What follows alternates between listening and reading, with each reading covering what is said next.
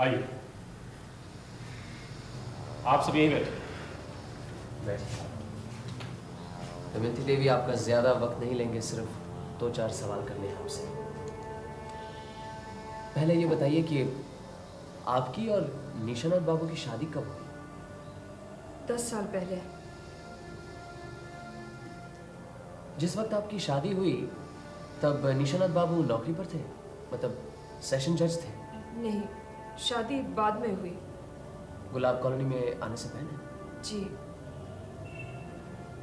इसका मतलब जिस वक्त आपकी शादी हुई निशानाथ बाबू की उम्र 47 साल की थी? जी। माफ कीजिए, इस वक्त आपकी उम्र क्या है? 29। तो जब आपकी शादी हुई निशानाथ बाबू की उम्र 47 और आपकी 19 थी? जी। आपकी कोई संतान नहीं है? नहीं। तो विजय बाबू आपके साथ कब से? जी, 10 साल पहले मेरे माता पिता की मौत हो गई, तभी से मैं चाचा जी के साथ हूँ। दमयंती देवी, परसों रात को आप रसोई घर से अपने कमरे में कब गई?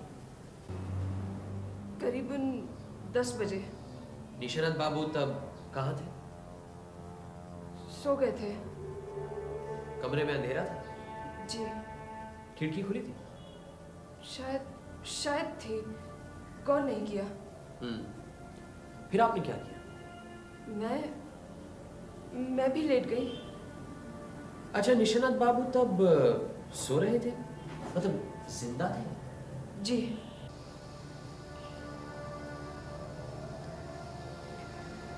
दमयंती देवी, कुछ दिनों से यहाँ कोई मोटर कार के टुकड़े फेंक कर जा रहा है, इसके बारे में आप क्या जानते हैं?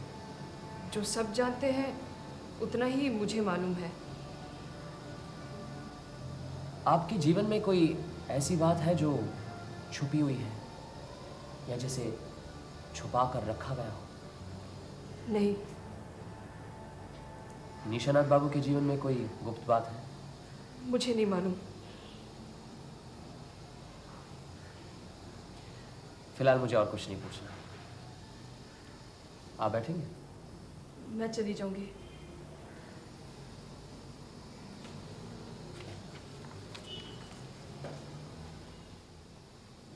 आपकी शादी प्रोफेसर नेपाल गुप्ता की लड़की मुकुल से तय हुई थी, लेकिन फिर आप मुकर गए, क्यों? ये मेरा निजी मामला है।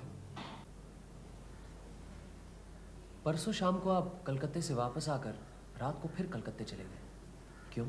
मुझे काम था। क्या काम? ये भी मेरा निजी मामला है। विजय बाबू, आपके निजी मामलों को जानने की कोई उत्सुकता नहीं है। आपने यहाँ हमें निशानाथ बाबू की मौत के बारे में बुलाया है। अगर आप ही सारी बातें गुप्त रखेंगे तो हमारी यहाँ छानबीन करने से क्या फायदा? मैं आपको यकीन दिलाता हूँ कि इन सवालों के साथ चाचा जी की मौत का कोई संबंध नहीं है। ये अगर आप हम पर छोड़े तो अच्छा नहीं होगा। ठीक है। परसों शाम कलकत्ते से आने के बाद मुझे एक चिट्ठी मिली। उसमें लिखा था कि आप चोरी छुपे बहुत कुछ कर रहे हैं। अगर मुसीबत से बचना चाहते हैं तो रात 10 बजे न्यू मार्केट के सामने की चाय की दुकान पे आ जाइए। चिट्ठी मिलते ही मैं कलकत्ते चला गया, लेकिन चाय की दुकान पे कोई नहीं आया। 11 बजे तक इंतज़ार करने के बाद मैं वापस आ गया। चिट्ठी आपके पास है? जी नहीं, फाड़ दी। अच्छा, उस रात आप कलकत्ते ही गए थे, इसका कोई सबूत है? कोई गवाही दे सकता है? नहीं, मैं चुपचाप ही गया था। मुझे नहीं लगता किसी ने मुझे आते या जाते देखा। अभी अभी आपने कहा कि चिट्ठी में लिखा है कि आप चोरी छुपे बहुत कुछ करते हैं, इसका क्या मतलब? मुझे नहीं मालूम। चिट्ठी किसकी थी? क्या पता, बेनामी थी। फिर गए क्यों? किसने बेनामी चिट्ठी लिखी है उसे देखने के लिए। अच्छा, ठीक है, जाइए। अजीत, लक्ष्मी को भेज दो। अब लक्ष्मी कुछ बीमार है, अपने कमरे में लेटी है। ठीक है। प्रोफेसर नेपाल गुप्ता को भेज दो। चिट्ठी किसने भेजी?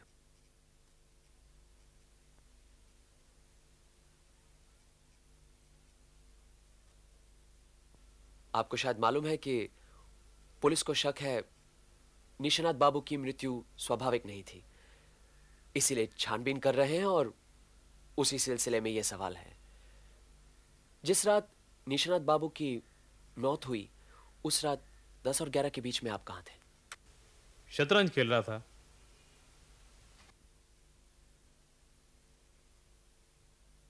शतरंज खेल रहे थे? किसके साथ? मुकुल के साथ। अच्छा, जब आप शतरंज खेल रहे थे तो वहां कोई था या किसी ने आपको शतरंज खेलते हुए देखा? जी नहीं, निशाना तो उसी वक्त मारने वाला है, ये पता नहीं था, वरना आपके लिए कोई ना कोई गवाह जरूर जुगाड़ लेता। उस रात आप निशानाथ बाबू के कमरे की तरफ नहीं गए? उधर क्यों जाने लगा? गर्मी से नींद नहीं आ रही थी, इसलिए शतरंज खेलने बैठ गया। और आप? मैं पिताजी के साथ ही थी। निशानाथ बाबू के कमरे की तरफ कोई गया या नहीं, ये आपको नहीं मालूम? जी नहीं। आप कुछ कहना चाहते हैं? तो आपको गूंगे बहरों की गवाही भी चाहिए? फिलहाल इतना ही काफी है। चलो मुकुल। जी।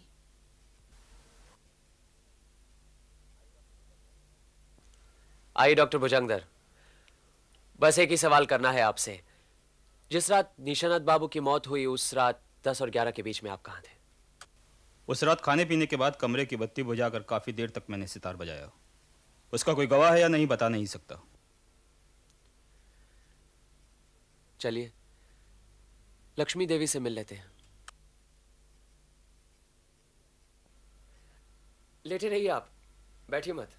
आप लोगों को कहाँ बिठाऊं, कुछ समझ में नहीं आ रहा। परेशान मत होइए, आप लेट जाइए प्लीज। आपसे बस एक सवाल पूछना है। परसों रात 10 और 11 के बीच में आप कहाँ थी? उस रात मैं रसोई से खाना वाना खाकर बहुत रात तक कपड़े सिलाई कर रही थी। जब आप सिलाई कर रही थी आपने डॉक्टर भुजंगदर को अपने कमरे में सितार बजाते हुए सुना? उनका कमरा तो आपके बिल्कुल नजदीक ही है। नहीं, मैंने कुछ नहीं सुना। कानों में सिलाई की मशीन की आवाज गूंज रही थी, और कुछ कैसे सुनाई देगा। उस रात डॉक्टर भुजंगदर अपने कमरे में बैठे सितार बजा रहे थे, ये उन्होंने खुद कहा। अब आप कहती हैं आपने उन्हें सितार बजाते हुए नहीं सुना, इसका मतलब है हमें यह समझ लेना चाहिए कि डॉक्टर भुजंगदर झूठ बोल रहे हैं।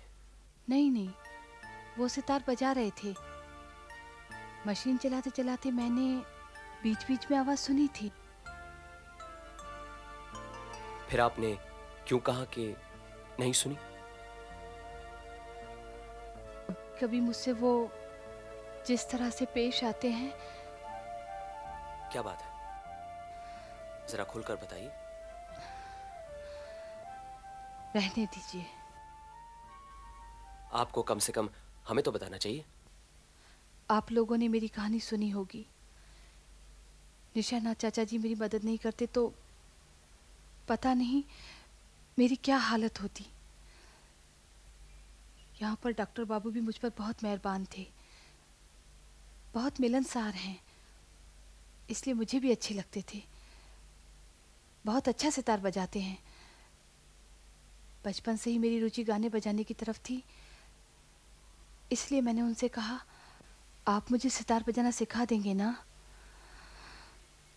लेकिन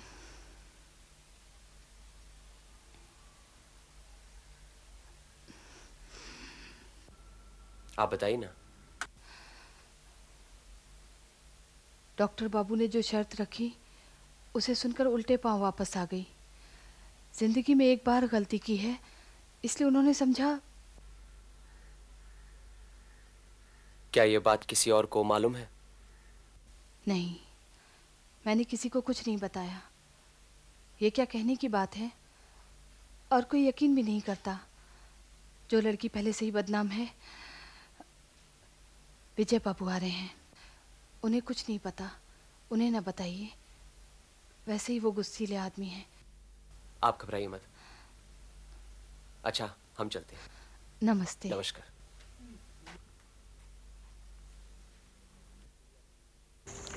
एक अजीब चिड़ियाघर है। कैसे?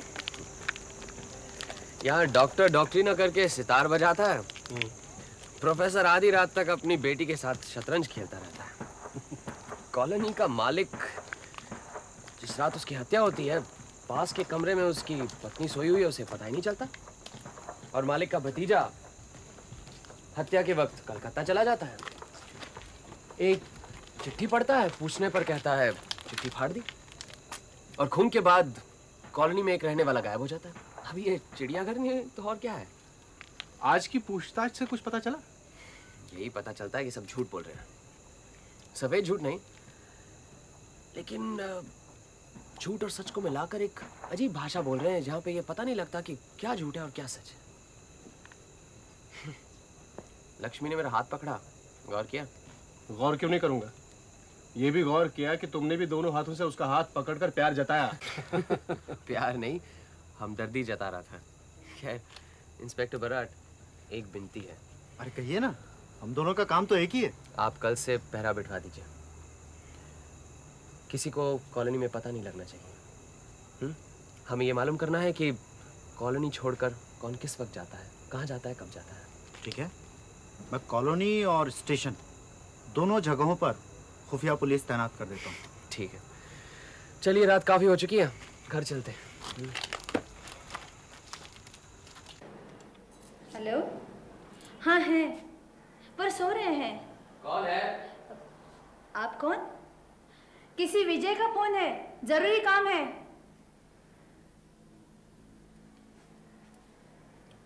नमस्कार विजय बाबू। क्या मर गया? कौन मर गया? शर्मिला की सास बहुत बीमार थी, कहीं वो तो। नहीं, तुम्हारी शर्मिला को भी और दुख झेलने हैं, उसकी सास को कुछ नहीं हुआ। क्या हुआ था? हाँ मैं आ तो सकता हूं, लेकिन अब आकर क्या होगा? आप इंस्पेक्टर बराट को टेलीफोन कीजिए, वो सब इंतजाम कर देंगे। और पोस्टमार्टम का होना जरूरी है, और उस दवाई की शीशी की भी जांच होनी चाहिए। इंस्पेक्टर बराट से कह देना मैं वहीं आकर रिपोर्ट देख लूंगा, ठीक है?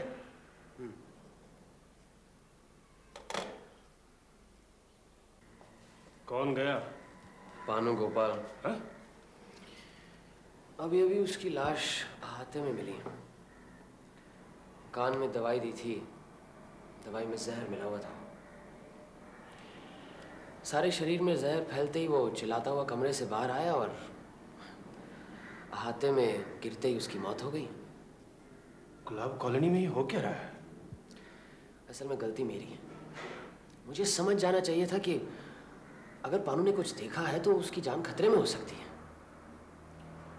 मुझे उसको यहीं अपने साथ ले आना था। प्रोफेसर गुप्ता, क्या बात है? आप पुलिस स्टेशन क्यों आए? चाक मारने। दिमाग खराब हो गया था जो पुलिस की मदद करने चला आया। गलती हो गई। पुलिस की मदद? बस बहुत हो गया, अब मैं चलता हूं। अरे रुकिए तो सही, क्या बात है, कुछ बताएंगे नहीं? मैं पुलिस थोड़ी हूं। कॉलोनी में दो खून हो गए, पुलिस चुपचाप बैठ सकती है, लेकिन मैं कैसे चुप रहूं? आखिर मेरी भी तो कुछ जिम्मेदारी है। मुझे मालूम है खून किसने किया है, और यही बताने मैं यहां आया था। लेकिन बलिहारी है पुलिस की, उल्टे मुझसे जिरह करने लगी जैसे खून मैंने ही किया है।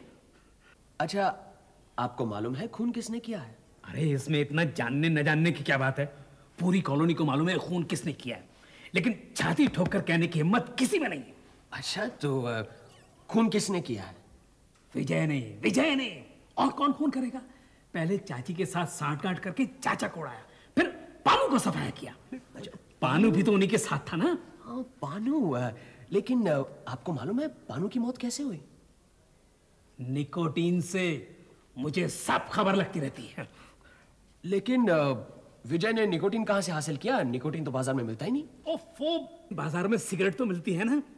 जिसकी खोपड़ी में अकल है वो एक पैकेट सिगरेट से इतना निकोटीन निकाल सकता है कि पूरी की पूरी कॉलोनी साफ हो जाए। आया आपके समझ में?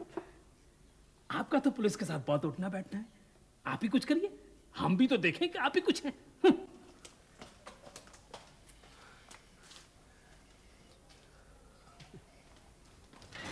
नमस्कार इंस्पेक्टर बराट। नमस्कार। आइए।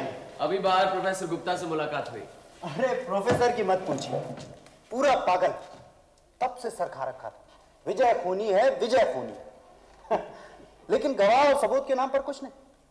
असल में विजय ने उसे नोटिस दे रखा है कि चुपचाप शराफत से रहना है तो रहो, वरना रास्ता ना पाओ।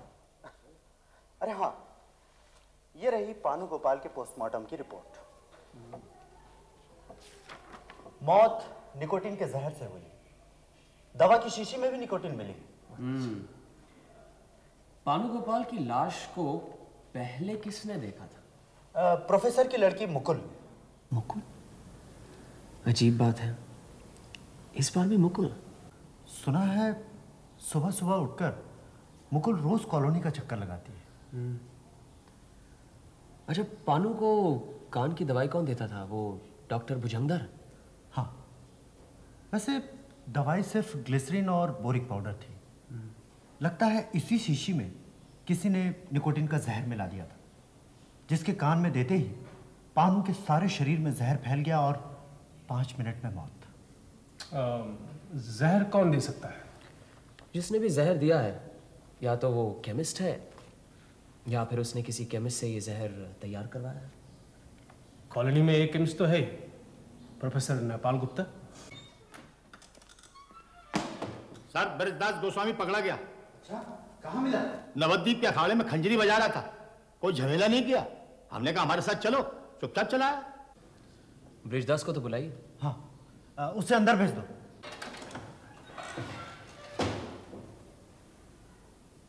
इधर आइए।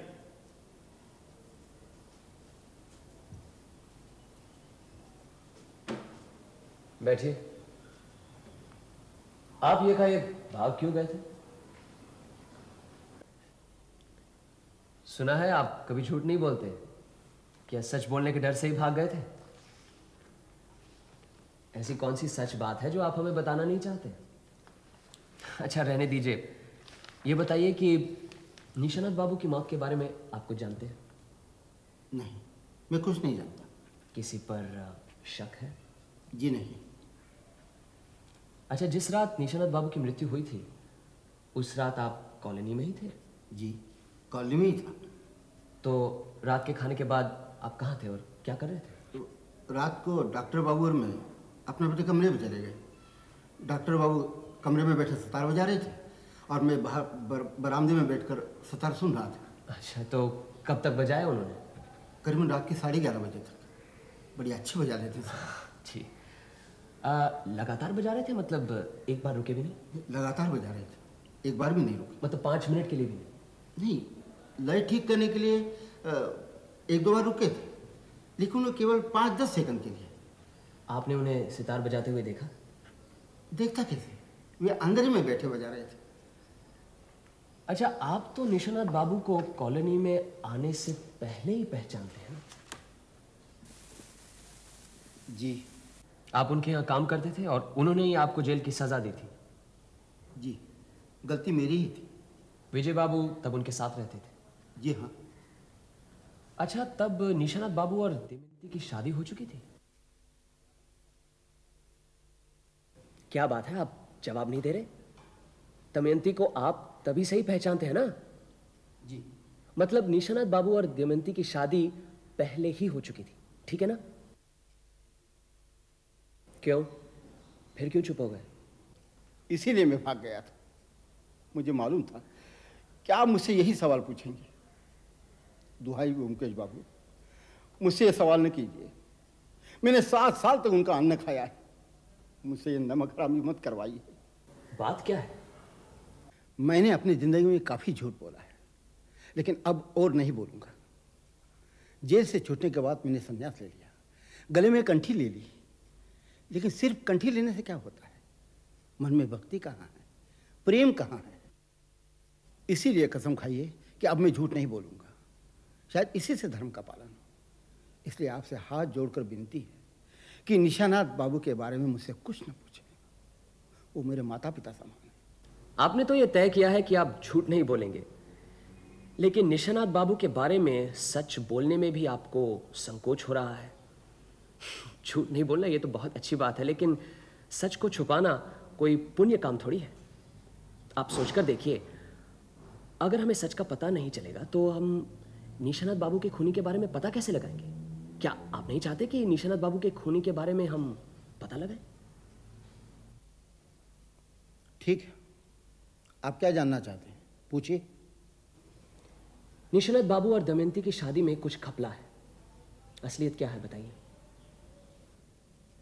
उनकी शादी कभी नहीं हुई।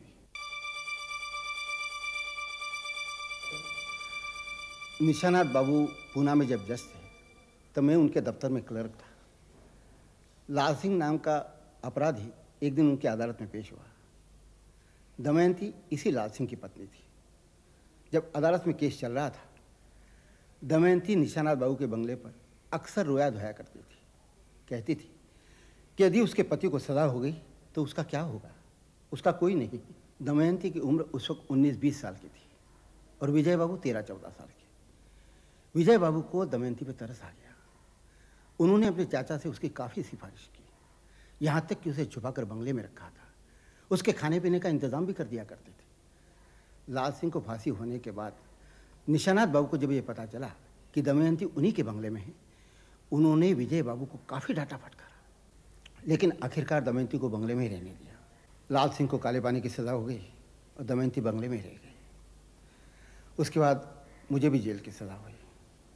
2-3 साल में क्या परिवर्तन हुआ मुझे कुछ नहीं मालूम। जेल से छूटने के बाद पता चला कि निशानाथ बाबू नौकरी छोड़कर रिटायर हो गए हैं। तब तक मैं भी सन्यासी हो चुका था। काफ़ी ढूंढने के बाद गुलाब कॉलोनी का पता चला।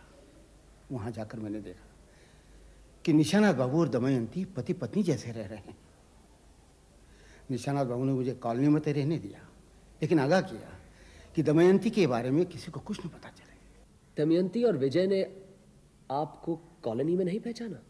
इन दोनों ने मुझे पुणे में शायद एक आध बार देखा होगा, लेकिन इतने दिनों बाद गुलाब कॉलोनी में मुझे सन्यासी के रूप में देखकर इन्होंने बिल्कुल नहीं पहचाना, और मैंने भी इन्हें कोई बताने की ज़रूरत महसूस नहीं की। निशानाथ बाबू और दमयंती जैसे महापुरुष इस दुनिया में कमी है, इसलिए मैं नहीं चाहता कि मेरी वजह से इन्हें कोई परेशानी हो। इंस्पेक्टर बराट, अंधेरा काफी साफ होता जा रहा है, चलिए एक बार कॉलोनी घुमाते हैं।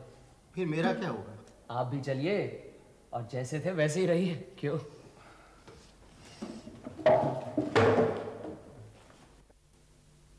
आइए आइए व्योमकेश बाबू, बैठिए बैठिए। आप भी बैठिए विजय बाबू।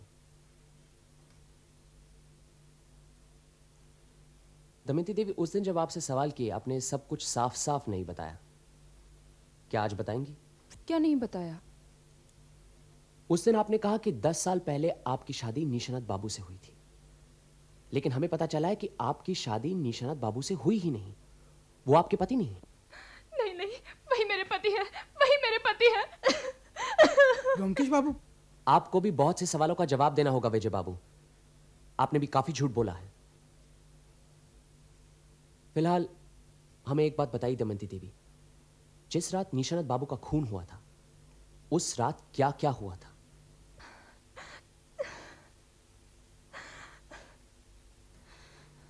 सच को छुपाने के कई जोखिम है दमयंती देवी। शायद इसी सच को छुपाने की वजह से पानु गोपाल मुफ्त में मारा गया। अब और झूठ का सहारा मत लीजिए, जो कुछ हुआ है साफ साफ कह दीजिए। मैंने कोई झूठ नहीं बोला है। उस रात के बारे में मैं जो कुछ भी जानती हूँ सब कह दिया है। पास वाले कमरे में रहकर भी आप कहती हैं कुछ नहीं पता चला? यह कैसे हो सकता है? या तो उस रात 10 और 11 के बीच में आप अपने कमरे में नहीं थी, या फिर आपकी आंखों के सामने निशानाथ बाबू की हत्या हुई है। चाची जी, छुपा कर रखने से क्या फायदा? मुझसे जो कहा है वो इन्हें भी बता दीजिए, शायद। उस रात मैं अपने कमरे में नहीं थी। कहां गई थी? 7-8 महीने पहले मुझे डाक से चिट्ठी मिली, लाल सिंह की चिट्ठी। जेल से छूटने के बाद उसने मुझे यहाँ ढूंढ निकाला।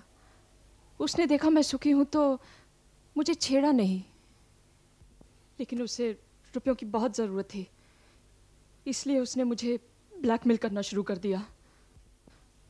चिट्ठी में लिखा था कि रात 10 और 11 के बीच गेट के पास 500 रुपये रख दूं, किसी से कुछ ना कहूं, और अगर कहा तो वो हम दोनों का खून कर देगा। वो फिर कभी चिट्ठी नहीं लिखेगा, लेकिन जब भी रुपयों की ज़रूरत पड़ेगी तब वो मोटर के किसी टुकड़े को कॉलोनी में फेंक देगा, और तब उस रात 10 और 11 के बीच 500 रुपये गेट के पास रख दिए जाएं। वो चिट्ठी कहाँ है? चिट्ठी में लिखा था कि पढ़कर चिट्ठी फाड़ दी जाए। मैंने फाड़ दी। फिर? मैं बहुत डर गई थी। मैंने चिट्ठी के बारे में किसी को नहीं बताया। कॉलोनी के रुपए पैसे का हिसाब मैं ही रखती थी। मैंने 500 रुपये गेट पर रख दिए। और इस तरह 7-8 महीनों से जब भी मोटर का टुकड़ा पाया जाता, आप उस रात 10 और 11 के बीच में पैसे गेट के पास रख देती? जी। जिस रात निशरत बाबू की मौत हुई उस दिन तो मोटर का टुकड़ा कोई मिला नहीं वहां पर? उस दिन एक और चिट्ठी मिली। उसमें लिखा था कि वो हमेशा के लिए कलकत्ता छोड़कर पंजाब जा रहा है, इसीलिए आखिरी बार मुझसे मिलना चाहता है। रात 10 और 11 के बीच गेट के पास। अगर 11 तक वो नहीं आ सका तो फिर वो कभी नहीं आएगा। ये चिट्ठी भी आपने फाड़ दी? जी।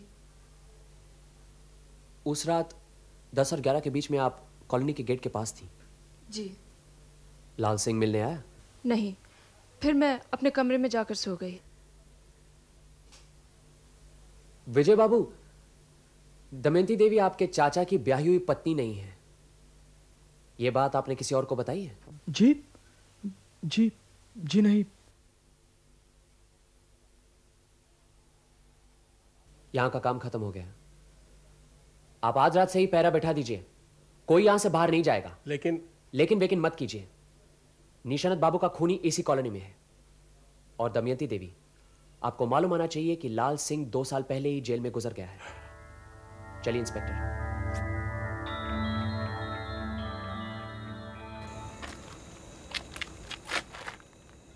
एक बात तो साफ है, दमयंती देवी समझती है कि उसके पति लाल सिंह ने उसे चिट्ठी लिखी है। उसे ये नहीं मालूम कि इस कॉलोनी में लाल सिंह की आड़ लेकर कोई उसे ब्लैकमेल कर रहा है। कौन हो सकता है वो? जो भी हो, वो दमयंती देवी की पूरी कहानी जानता है। ये भी जानता है कि लाल सिंह उसका पति है और निशानत बाबू से उसकी शादी नहीं हुई है। ये बात तो सिर्फ ब्रिजदास और विजय को मालूम है। एक काम करते हैं, आज रात ही पहरा बैठा लेते हैं। तुम एक काम करो, विजय के कमरे के आसपास रहना, नजर रखना, ध्यान रखना, देखना वो कहाँ जाता है और उसके पास कौन आता है। इंस्पेक्टर बराट, आप दमयंती देवी पर नजर रखिए, मैं प्रोफेसर गुप्ता पर नजर रखता हूँ। चलिए पहले कुछ खा पी लेते हैं।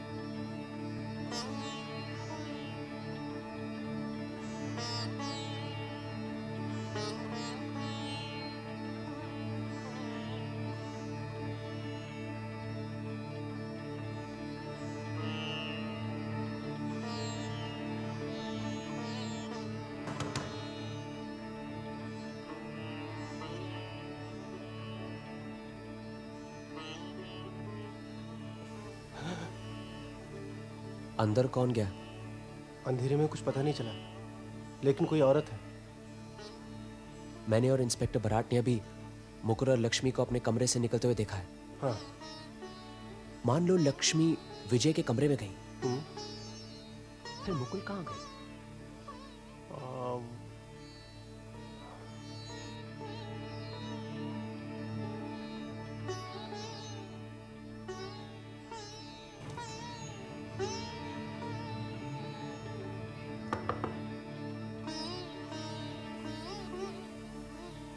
माफ कीजिए विजय बाबू, आपको इस वक्त तकलीफ दी। बत्ती जलाने की कोई जरूरत नहीं। हम सिर्फ ये जानना चाहते हैं कि अभी अभी यहां कौन आई थी। देखिए, निशानाथ बाबू की हत्या की गुत्थी हम करीबन सुलझा चुके हैं। अगर आप नहीं बताएंगे तो पुलिस आपको उनके कत्ल के शक में हिरासत में ले लेगी। बेहतर यही होगा कि आप साफ साफ हमें बता दें। कौन आई थी? लक्ष्मी? लक्ष्मी ही थी ना? नहीं। लक्ष्मी नहीं थी? नहीं, मुकुल आई थी। मुकुल? क्यों? कहने आई थी कि उन्हें कॉलोनी छोड़कर जाने का हुक्म वापस ले लें। इतनी रात गए?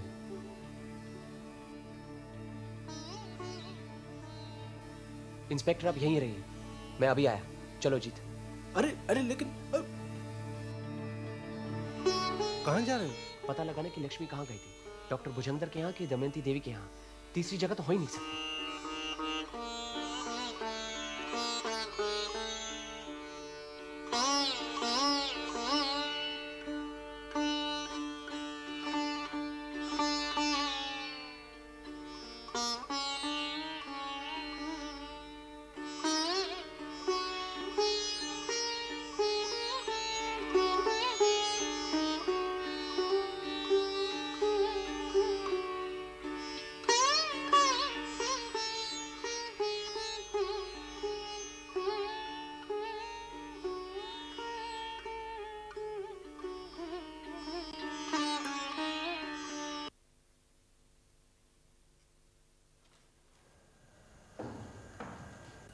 क्या बात है?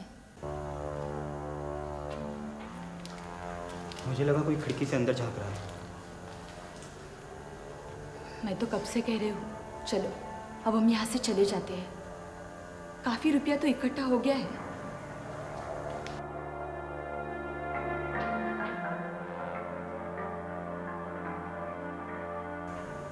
इंस्पेक्टर बराड़, आज रात ही गुलाब कॉलोनी के सारे रहस्यों का पता लग जाना चाहिए। आप फौरन जाइए, पुलिस की एक टुकड़ी लेकर आइए, कोई भागने न पाए। हम सबको जगाकर एक मीटिंग करेंगे, फिर देखेंगे क्या होता है। हम दोनों यही हैं। अच्छी बात है।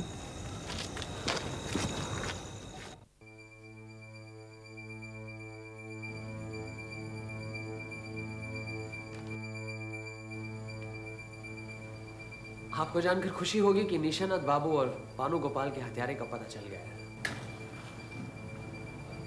सिर्फ पता ही नहीं चला, हमें सारे सबूत भी मिल चुके हैं। हत्यारा इसी कमरे में है। कानून कभी उसे माफ नहीं करेगा।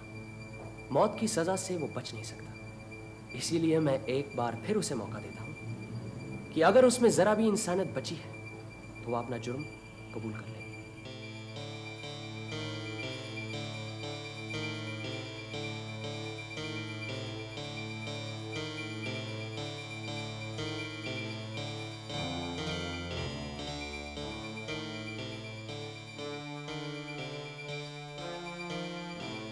ठीक है, मैं ही बताता हूं।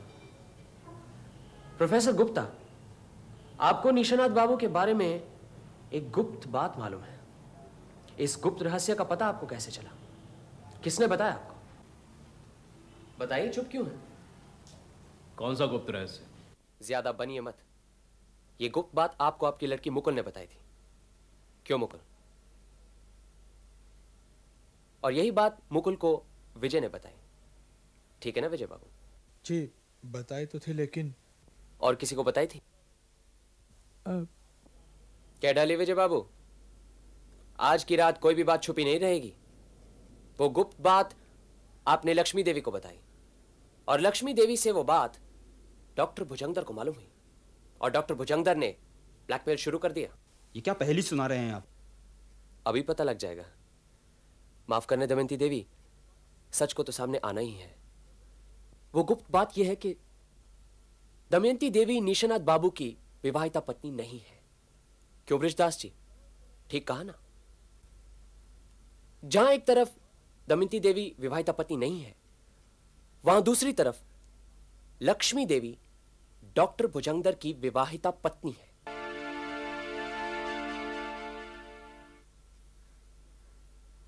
डॉक्टर भुजंगदर दास, यह भी क्या आपको पहेली लग रही है? चलो मान लेते हैं कि लक्ष्मी मेरी पत्नी है।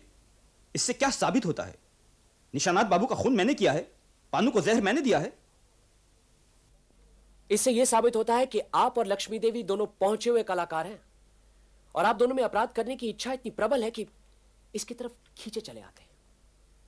गुलाब कॉलोनी में आने से पहले दोनों ने कितने अपराध किए हैं फिलहाल तो मुझे कुछ मालूम नहीं, लेकिन यहां पे आकर डॉक्टर भुजंगदर को एहसास हुआ कि यह जगह भी हड़प ली जा सकती है और वे इस जगह के मालिक बन सकते हैं। इसलिए किसी छल से उन्होंने लक्ष्मी को भी यहां बुला लिया। लक्ष्मी भुजंगदर की साथी थी, उसने विजय को अपने जाल में फंसा लिया था और विजय बाबू भी लक्ष्मी के चंगुल में आ गए थे। उन्होंने उससे शादी करने की ठान ली थी। निशानत बाबू इस शादी के खिलाफ थे, लेकिन विजय की आंखों पर पर्दा पड़ा हुआ था। विजय ने लक्ष्मी को निशानत बाबू और दमयंती देवी की असलियत बता दी। बस फिर क्या, खेल शुरू हो गया। डॉक्टर भुजंगदर ने दमयंती देवी के पति लाल सिंह की तरफ से उन्हें एक फर्जी चिट्ठी भेजी। उन्होंने कहा, मैं जिंदा हूं और इस राज को छुपा रखने के लिए कुछ रुपए चाहिए। जब कॉलोनी में मोटर का टुकड़ा पाया जाएगा, उसी रात को दमयंती देवी 500 रुपए लेकर कॉलोनी के गेट के पास आ जाएंगी। बस दमयंती देवी का शोषण शुरू हो गया। वो डर गई थी, लेकिन उन्होंने किसी को कुछ नहीं बताया। निशानाथ बाबू को असलियत का पता नहीं था, इसलिए मोटर के टुकड़ों के रहस्य के बारे में वो मेरे पास आए। तभी डॉक्टर भुजंगदर ने ठान ली कि वो निशानाथ बाबू का खून करेंगे। उस रात उन्होंने विजय बाबू को एक फर्जी चिट्ठी भेजी और उन्हें 10 और 11 के बीच में रात को कलकत्ते भिजवा दिया।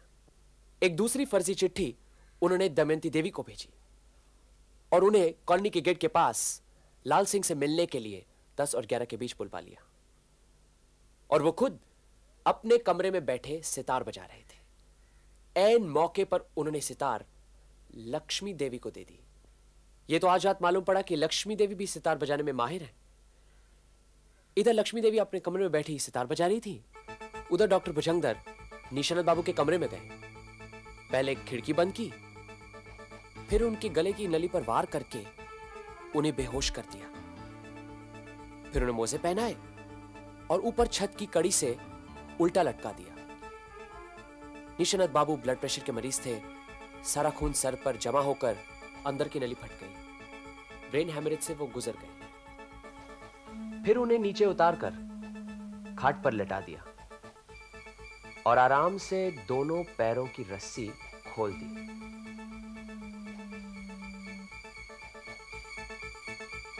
उसके बाद देखा कि वो गुजर गए हैं या नहीं और फिर वहां से चला गया। लेकिन डॉक्टर भुजंगदर 2 गलतियां कर बैठे। खिड़की नहीं खोली और मोजे उतारना भूल गए। शायद खिड़की बंद करते समय या कमरे में आते समय पानू गोपाल ने भुजंगदर को देख लिया था, इसीलिए उसके कान की दवाई में निकोटीन का जहर मिला दिया ताकि वो भी हमेशा के लिए रास्ते से हट जाए। क्यों डॉक्टर भुजंगदर दास, ठीक कहा ना मैंने?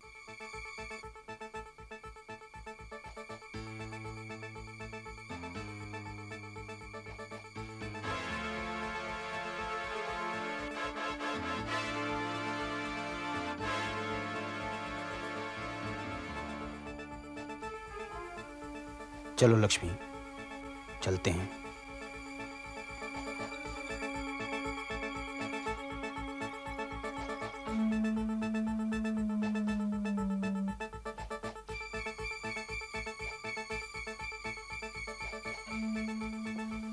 Potassium cyanide. डॉक्टर भुजंगदर ने जहर अपने मुंह से लक्ष्मी देवी को दे दिया है।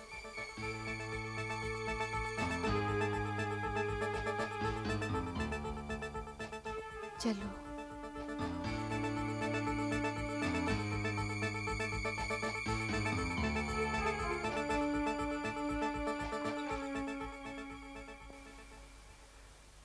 लगता है अब विजय और मुकुल का मिलन हो जाएगा।